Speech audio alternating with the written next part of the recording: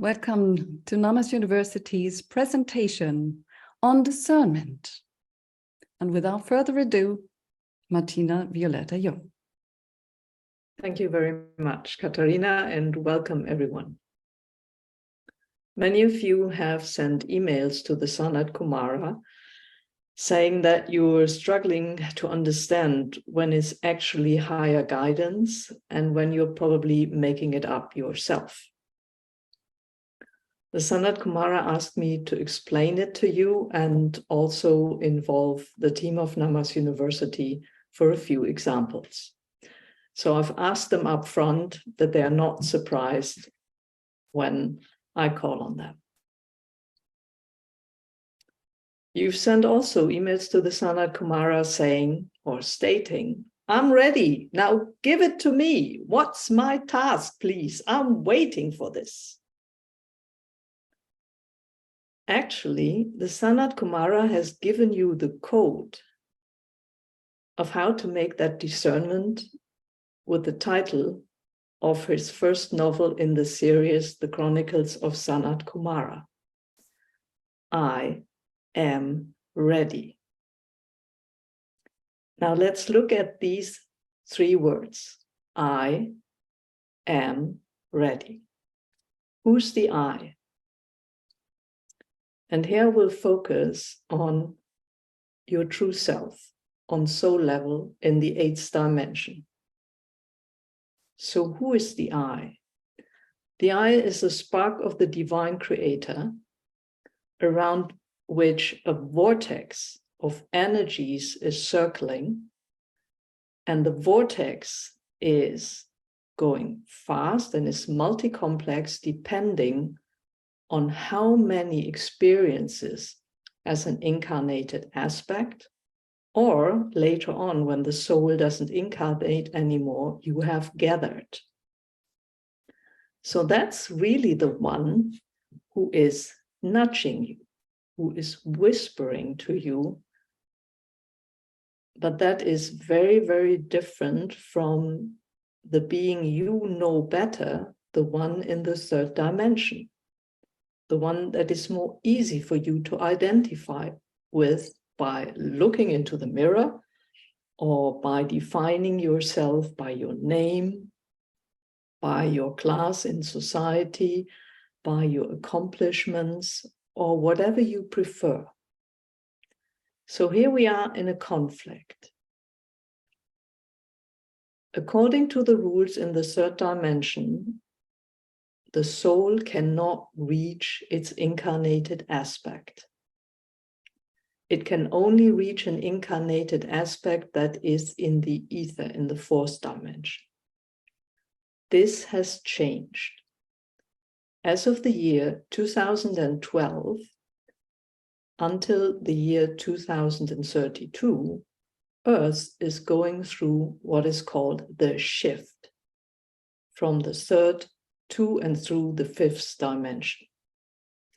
As of the midpoint, the rules on Earth have changed and the soul is able to reach its incarnated aspect now, which means it is no longer any gurus or people from the past who have meditated for decades in the Himalayas, unspoiled by anything that is the societies we know. No, each one of us can be reached directly by his or her own soul. Yet this soul behaves rather different than the behavior we are used to from other people. It is a very shy being. It whispers and it nudges. And as of the moment your thinking kicks in and you try to evaluate, to plan, to kind of manipulate that you can grab it, it won't work. The trick is to work on the nudge, to work on the whisper and simply accept it. The second part of his code, I am ready, is the am. The am is the context and is similar in sound to Om, the sound, the frequency of the whole universe. Now, in this context, our soul is well versed. It has connections through various dimensions. It already knows it's the way it has gone through in this one universe or even previous universes. Each of you listening now has a soul that's millions, maybe billions of years old. So actually, you're quite wise. And it would be great if you allow that wisdom to flow through you. So our context, the M, is eternity in form of frequency, vibration, and energy. You know many beings that want to connect you to you, besides your soul family, your soul neighborhood, your soul community, Deva beings, beings you know from other incarnations elsewhere in the cosmos. They are all part of it. They are part of a tapestry to which you belong now. You could best describe that tapestry as a huge jigsaw puzzle, where each of us has a role to play that we agreed upon. And the more of us pick up their part in the jigsaw puzzle and act it out, the easier any kind of ascension will take place and transformation process as well. Now compare that to the world here in the dense physical on Earth that you are used to. That's very different. We don't feel like being part of a tapestry. We just feel separated, fighting for things, needing to make sure that we are not attacked, that we, maybe our family as well, but we don't want anything to do with the rest. So again, it's the soul in the eighth dimension, and it's the complexity of all dimensions of the cosmos that is the context in which we are asked to perform something here on Earth. Now, here's the most fascinating part. What does ready mean? Ready means you're being called upon. You cannot apply for it. It is your soul who signals that the contact that it has made to you is strong and stable enough, and that your soul considers the behavior you have shown to be reliable and consistent. So we are talking about the nudges that are coming, the whispers. They ask you something, and the soul checks whether you act upon it. Usually, it's something that pushes you out of your comfort zone. You're not used to that. Also, it asks you to connect with people you don't know yet. People who are in the same frequency range, the same frequency family. So, to put it bluntly, to move your little butt. And it's always teamwork. In this multi-complex cosmos, no being works on its own or exists on its own. It's always in a togetherness. Now compare that to the life in the third dimension. Waiting for something?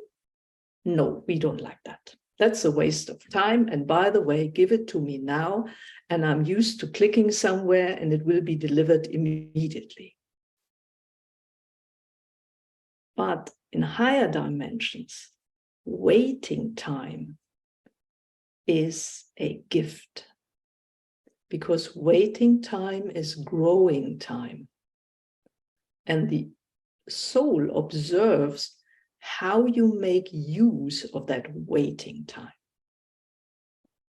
Are you restless and constantly going from one place to the next and meeting as many people who are lower in frequency than you are because they are not searching, they're busy with something else? Do you distract yourself? Or you accept that you are in a huge training camp at the moment that wants you to wait, to focus on yourself, to withdraw from the outside world, and start really to listen and also to detach from the events in the outside world. Because as a descent, as above, so below, but also as within, so without. So the restless little you has to become calm and quiet. And when you become calm and quiet, so does your life, and you get ready to be handed responsibility. Because the mission that your soul has sent you with to this incarnation requires you to be a calm and composed person that works together with others in order to co-create something that comes from higher dimensions. A restless busybody would rather say, look at me in comparison to others, is not capable of fulfilling any of this. Now you see that the quote the SANAT KUMARA has provided, I'm ready, has a very deep meaning, and volume 1 of his novel gives you that meaning if you start decoding it. Now, from a personal perspective, I'd like to share a few bumps in the road that I had to overcome and where I didn't get it, in order for you to be a little bit at ease that you don't have to pick it up immediately.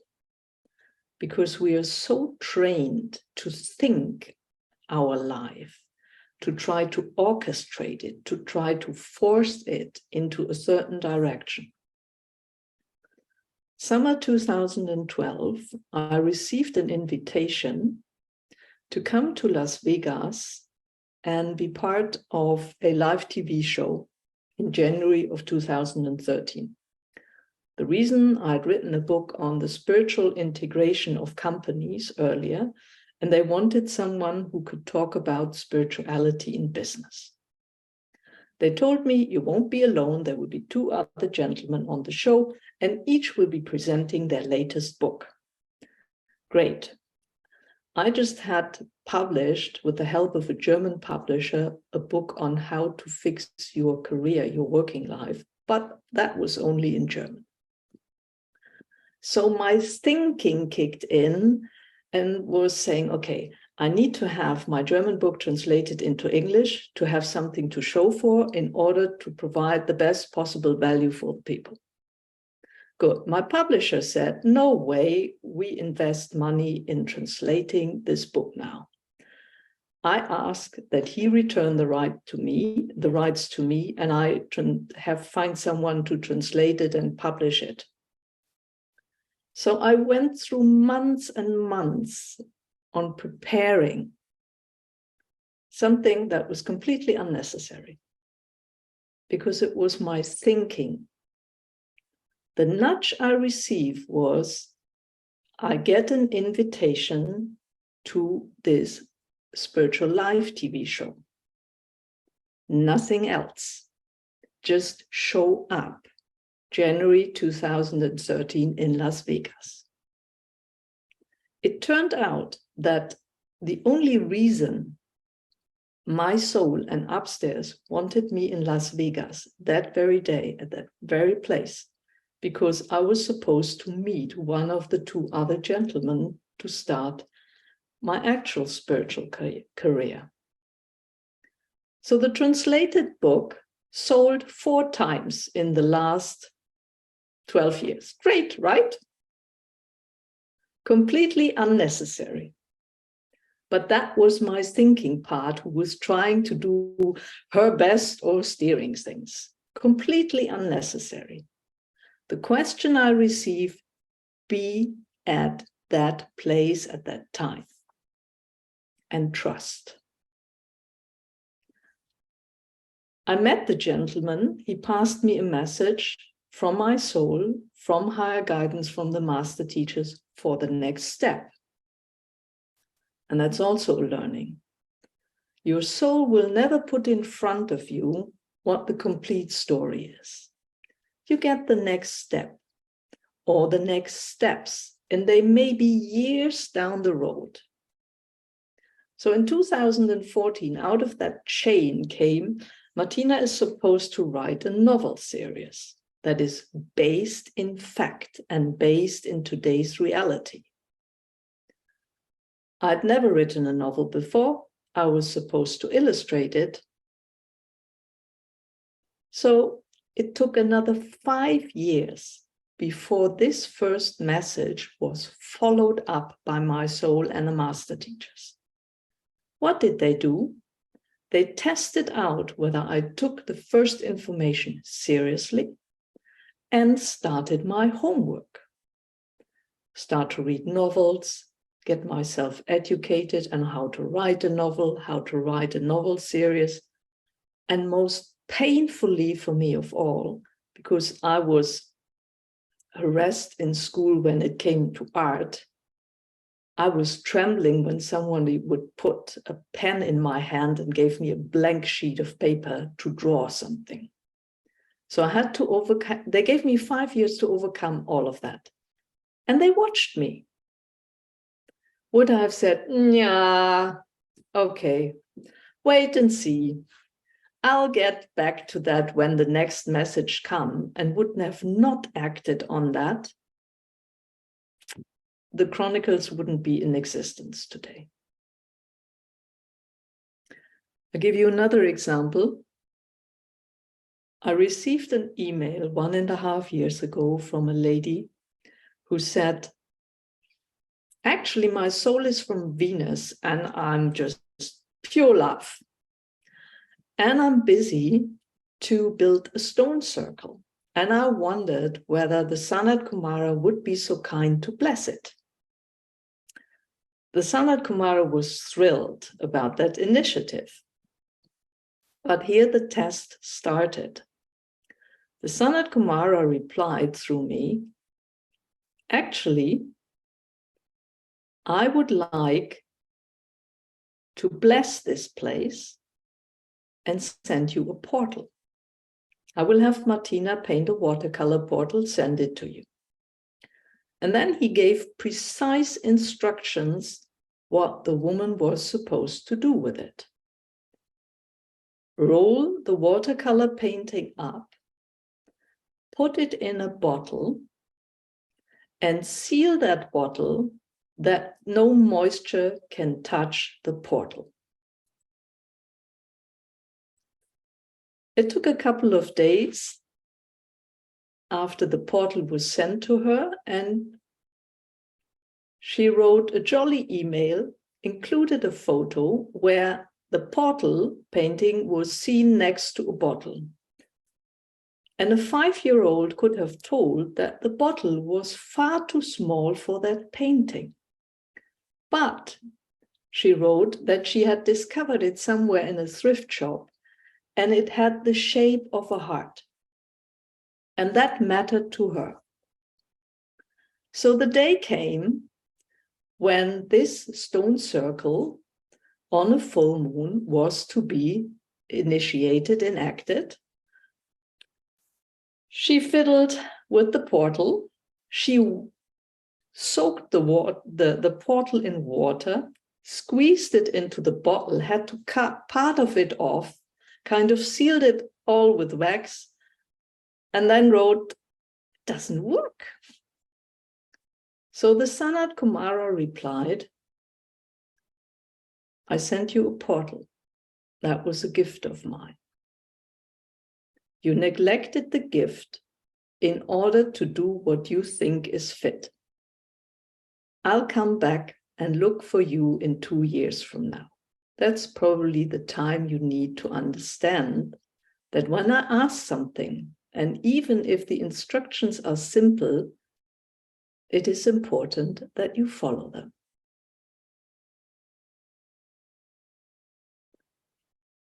I could give you more examples of that dynamic. There comes a nudge, there comes a whisper, and you act on it. And the challenge is to put your own thinking, your own what you would like to do with it, how would you would twist it. You have to put that to sleep.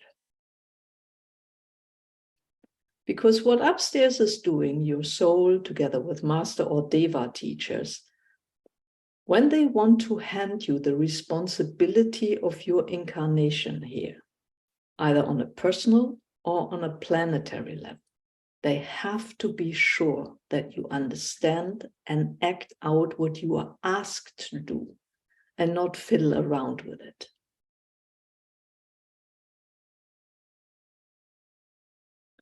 So if you follow this and say, okay, I have to see myself as a being from the 8th dimension that is connected in multiple dimensions to many beings.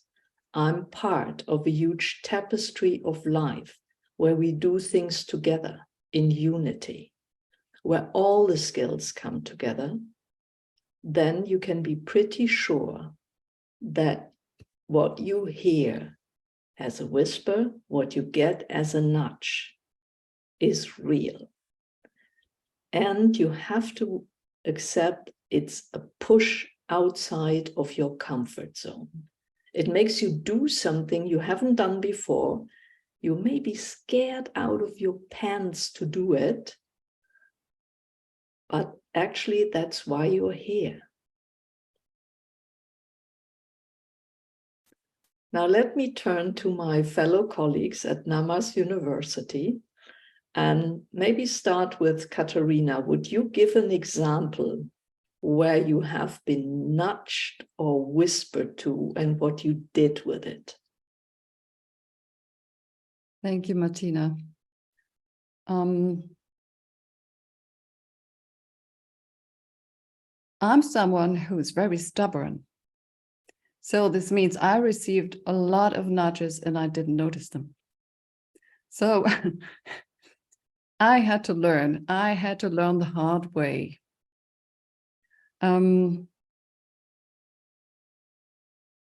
It was only after you told me about this thing about nudges and so on that I knew there were nudges to be received and to be observed and noticed. And it was a very long path for me.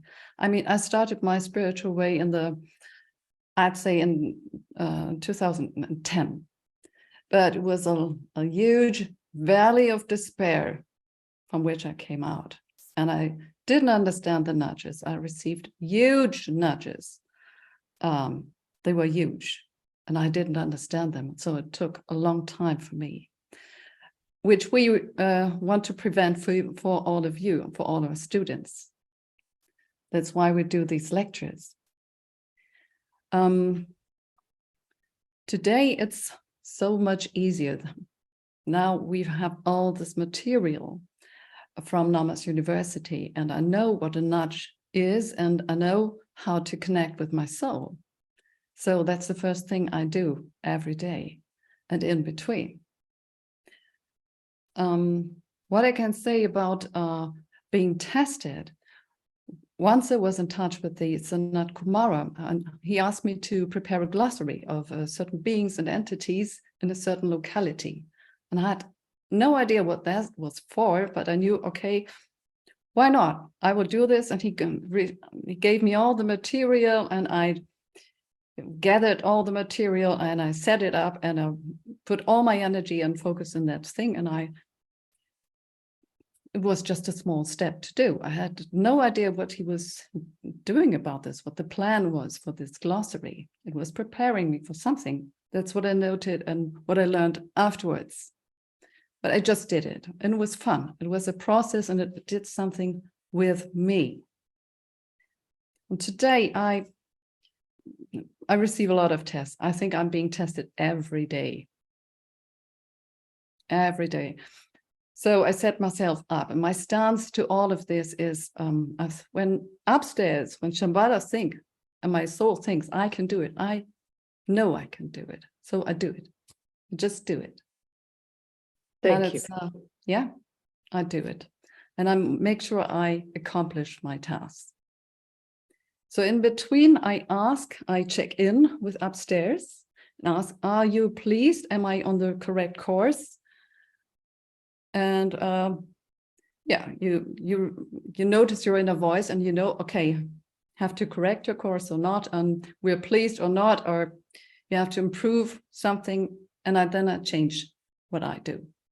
So that's how I work, and I've learned really the hard way that it only makes sense to work in unity with your soul and with your spiritual guidance.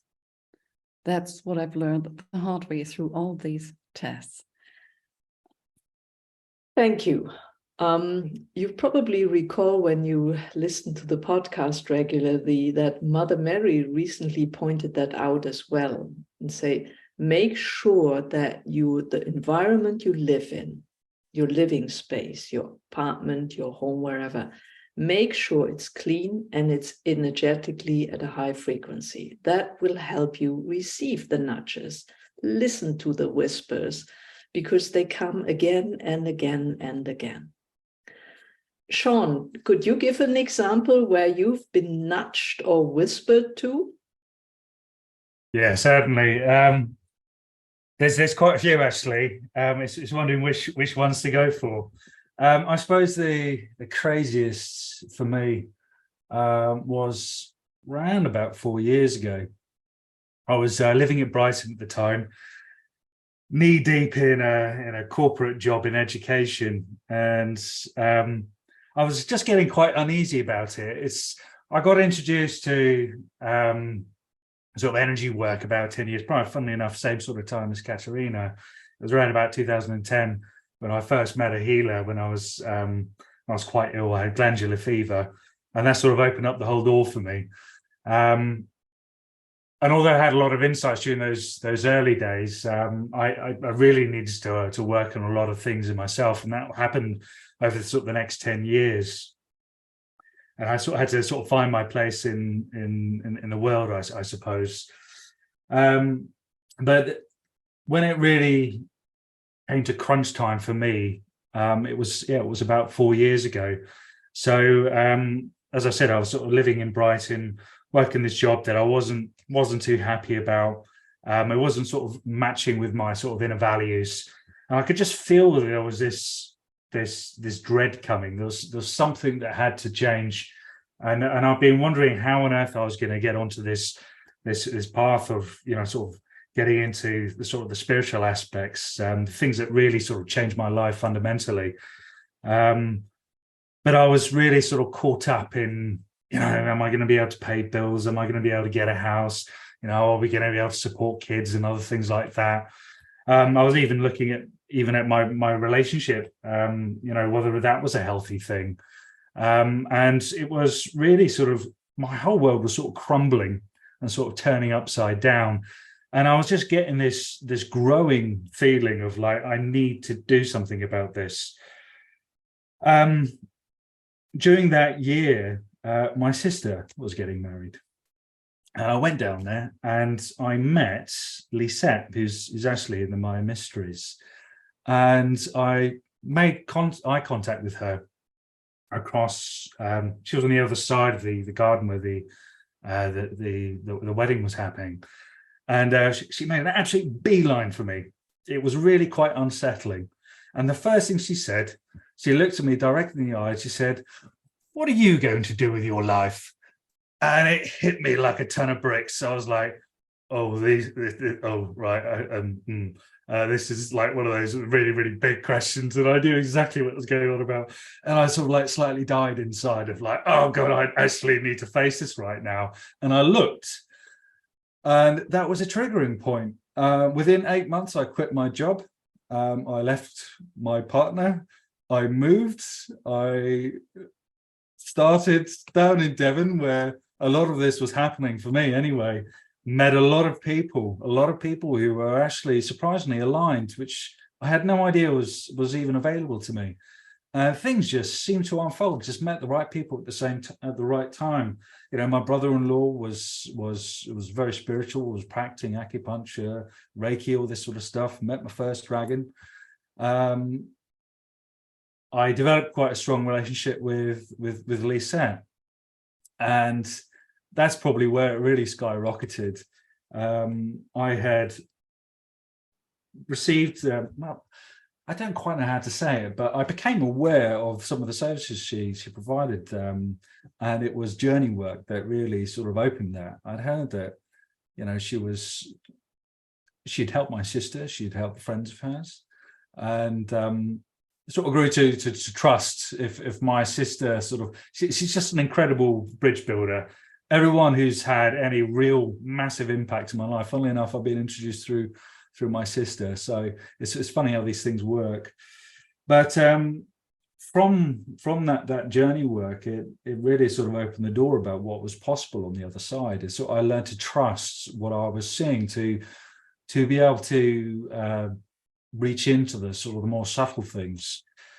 And I also heard about Martina's podcast as well. What she doesn't know is I got told about it probably about 4 or 5 months before I actually started listening to it. But, you know, things had to happen in order, you know, it's funny. So that really sort of started a process for me. And I knew that I had to deal with a lot of issues, and I needed to open that door to something external. Any of my sort of spiritual stuff had been deeply personal, kind of hidden beneath the layers. I didn't really sort of open this out to the world. And this was a gradual unraveling and opening up to quite a few people in the end, who I'm very close with now. And one of the things that sort of really struck me with listening to the podcasts, and I knew it instantly that this was something I had to address, and it was about healing yourself. And I knew that I had to do work, and I needed to do seriously. I'd done a lot of self-work over many years, dealing with deep traumas, some horrific events that I've been prey to, and the aftermath of all of that as well. But I hadn't really sort of approached it from seeking help from another. Didn't really find much merit in going down the bog standard sort of therapy. What's the words I'm looking for? Like a psychiatrist. But I, again, through my sister, funnily enough, I met another incredible lady who I actually went to see for about 8 months. I've stopped going to see her probably back in March, and that was quite an intensive period of self-reflection. And it was, funny enough, it's got a lot of relevance to what Martina was just saying about listening to that voice, the quiet voice, the subtle voice. And some of the work that we were doing was it's about the internal family parts of ourselves, these elements that are quite vocal. I had first come across this during sort of a landmark event several years back, and interestingly told by my sister. And some of the work that we looked at is about the meanings that we create in our life through the traumas that we experience, often to protect ourselves. And they're often a reflection of the age that it happened. And I found that I had lots of parts very much much younger than I currently am. And they sort of take on these mantles, these standpoints, all to protect you from recurring traumas, perhaps. And they become quite vocal. Probably one for me that was dealt with most recently, it was probably the most profound, actually, was the slave driver. The part of myself that was always saying, you need to do more, you need to do more, need to do more. And this was actually sort of interfering with sort of being able to receive a lot of information that was available there, but it was quite quiet. I was so impatient to get somewhere that I wasn't able to give myself time to actually take on the lessons that I've learned and to apply them.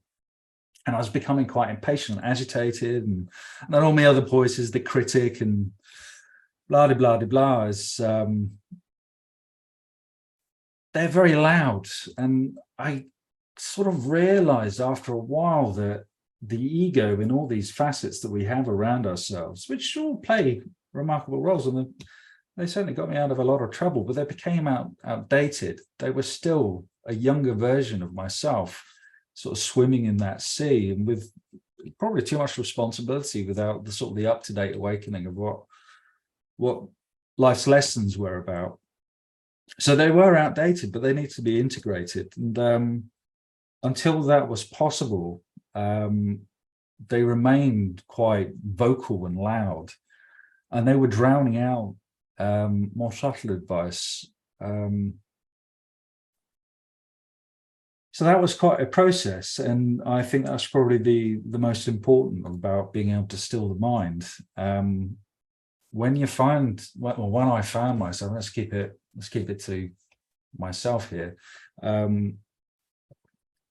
I found that when these parts were listened to and understood, and even when there was sort of the burden was shifted from them and sort of brought back into the self, that it no longer became a screaming from them of like, oh, mistake, you know, we've been through this before. Oh, you know, right, no, do something, and it just sort of drowned out everything. Once they were sort of reintegrated back into the self, then it stopped being a shouting contest and more of a gentle advice from them. And that's probably where the biggest shift happened for me, is it became quiet. And I found that if you ever find yourself, or whenever I found myself where there was a loud voice getting in the way, I knew that was ego. That was a part that needed to be addressed. And through recognition of this, funnily enough, it's almost like the universe is listening. In a way it is. And little invitations will start to come forward, and you'll get an opportunity to act upon it. And that started to happen for me. And as hard as I thought it was going to be, it was nearly always on the other side that there was a huge relief of like, oh God, oh, it's just that, was it? Oh, right, okay, it wasn't this big monster that was brooding, you know, all these bloody years. And this happened time and time again. And each time I found myself more and more centered, and the ability for peace grew. And then the opportunities came. And it was through this work with Martina's podcasts and sort of the wider scope of what was going on, especially working with Lisa.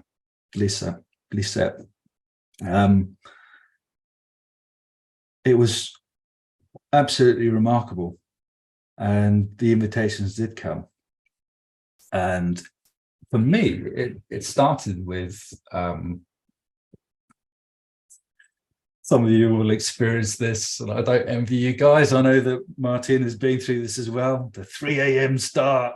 Yeah, those are fantastic. But I'll tell you what, if you're stubborn, like that's a trait that I have, they will start to make those invitations a little bit louder.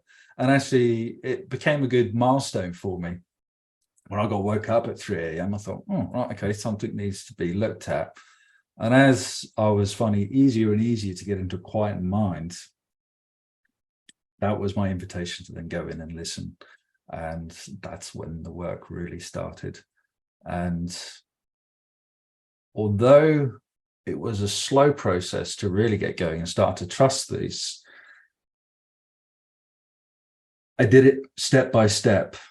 And the challenges were appropriate. I never actually felt overwhelmed, because those little opportunities built me. They built my foundation. And from that foundation, the challenges came. And I met them and I was able to. And it grew from there. And I think probably the greatest lesson I learned from all of this is that once you're able to commit, at least to yourself, then the opportunities start to come. And that was absolutely remarkable. And my God, it's absolutely incredible, the journey that it takes you on. So look forward to it. Thanks a lot, Sean. For those of you who don't know Sean, he's recently been appointed by the two leaders of the Deva kingdom to be their walk-in, and has taken on the position as a co-teacher at Namas University. As of next year, included in the podcast of the SANAT KUMARA, he will teach 12 lectures of the Deva kingdom through the podcast. So you can look forward to that. And I'm absolutely grateful that you shared this journey. It is in the quiet moments where nothing much seemed to happen that you get the messages. And I can absolutely confirm they never ask more than you are capable of. So you can trust this and know I'm safe in setting the steps they asked me to set. What is difficult is the noise around us, the fearful chit-chat of the people who dearly love us, or sometimes only pretend to love us because they don't want us to change. It's uncomfortable for them if we change. But you can fully trust the nudges, the whispers. Don't let your brain interfere your thinking, and make really good use of the moments when you wake up. Your heart is already alert, it can listen, but your brain is not yet in full operational thinking mode. And that's when it comes through clearly. That's all for today. Thank you very much. I'd like to ask Katarina to stop the recording, and we'll now open the floor for questions or other comments. Thank you.